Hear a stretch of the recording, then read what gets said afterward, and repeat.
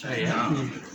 आपने देखा होगा जब हमारा सोची का भंडारा था उस समय जूना अखाड़े के जो हमारे श्रीमान धरीगिरी जी महाराज है जो अखिल भारतीय अखाड़ा परिषद के महामंत्री हैं, और उस समय हमारे जो श्रीमान प्रेमगिरी जी जो जूना अखाड़े के सभापति हैं एवं पूरे अखाड़े के जितने पदाधिकारी हैं, उनके साथ साथ हमारे 13 अखाड़े, पूरा साधु समाज, जितने भी हमारे हरिद्वार में भक्तगण थे, सभी ने दोनों माताओं को उस समय जो है वहाँ पे ताजपोशी की थी।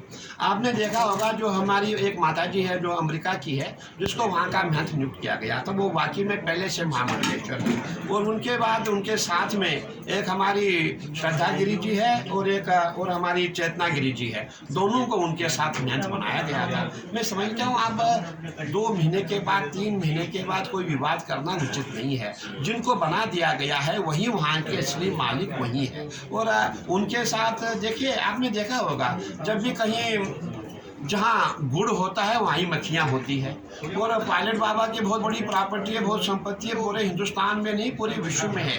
अगर आप अमेरिका, जर्मन, जापान में जाएंगे वहाँ भी उनकी प्रॉपर्टी सुनने में हमें ऐसा आया हुआ है। तो हर कोई चाहता है मैं भी कहीं मालिक बन जाऊँ, तो ये वाद विवाद तो अखाड़ों में होते हैं ही, इसीलिए इनको हमें निपटना पड़ता है। और ये भी सुनने में आया है कि उसके लिए कमेटी बैठी हुई है, उसमें SIT जाँच चल रही है, तो सरकार अपना खुद ही देख रही है। हमारे बहुत जल्दी वही क्या सच है क्या झूठ है वो सामने आ जाएगा, आपके सामने आ जाएगा। मैं समझता हूँ कि SIT के जांच में ज़्यादा बोलना उचित नहीं है, जो भी होगा निर्णय आ जाएगा। तो हमारा हल वापस में जो जितने भी अखाड़े हैं सब में बैठ के हल को हम जो है सॉल्व कर लेंगे। स्वामी जी 4 धाम की यात्रा शुरू होने वाली है और शासन प्रशासन ये बहुत अच्छी बात है। हमारी 4 धाम की यात्रा इस समय उत्तराखंड में शुरू होने वाली है, और आपने देखा होगा उत्तराखंड में हमारा सोर्स ऑफ इनकम क्या है, यात्रा ही तो है।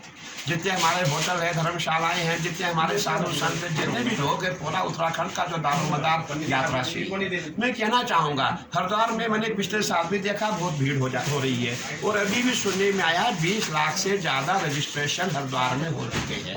और हम जितने भी हरिद्वार वासी हैं, जो यहाँ के होटल वाले, धर्मशाला वाले हैं, आश्रम वाले, मैं हूँ, आप है, जो भी कोई है, सबको मन में एक भाव लेकर के चलना पड़ेगा, अतिथि देवो भव। और जो भी आपने देखा होगा पिछली बार क्या हुआ था, पिछली बार यहाँ हमारा जो ऋषिकुल ग्राउंड था वहाँ एक हफ्ते तक बेचारे यात्री वहाँ रुके हुए थे, उनके पास खाने को रोटी नहीं थी, उनका पैसा समाप्त हो गया था। उनका सहयोग कौन करेगा, हम सनातनी ही करेंगे। इसीलिए सबको आगे आना पड़ेगा। कोई ऐसी भी हालात हो जाती है, कहीं बारिश या बरसात हो जाती है, यात्री यहाँ रुकता है, कोई दिक्कत आती है, सबको सामने आना पड़ेगा। और मैं समझता हूँ अतिथि देवो भव का भाव हम हरिद्वार वासियों में पहले से है, और हमारा वो आगे भी चलता ही रहेगा। स्वामी जी कल हाई स्कूल और इंटर के जो है रिजल्ट आने वाले हैं, कई माता पिता और बच्चे जो हैं थोड़े से परेशान हैं, तो उसके लिए आप मतलब क्या संदेश देना चाहेंगे उन्हें? देखिए आपने देखा होगा कि हम सब चाहते पास हो जाएं, हम सब चाहते फर्स्ट आ जाएं, लेकिन हम पढ़ते नहीं हैं। और हरिद्वार में बड़ी दिक्कत है, यहाँ बच्चे कम पढ़ते। और हमने हरिद्वार में देखा क्योंकि हम भी यहाँ 2 कॉलेज चला रहे हैं, मेरे पास करीबन 5000 बच्चे हैं। और हमने देखा है यहाँ हमारी जो लड़कियाँ हैं वो पढ़ने में बहुत तेज़ हैं, और लड़के हमारे पढ़ने में थोड़ा सा वो टाल मटोल करते हैं। और मैं ये कहना चाहूँगा हमें रिजल्ट जो भी कुछ आए उसको हमें सीरियस नहीं लेना है।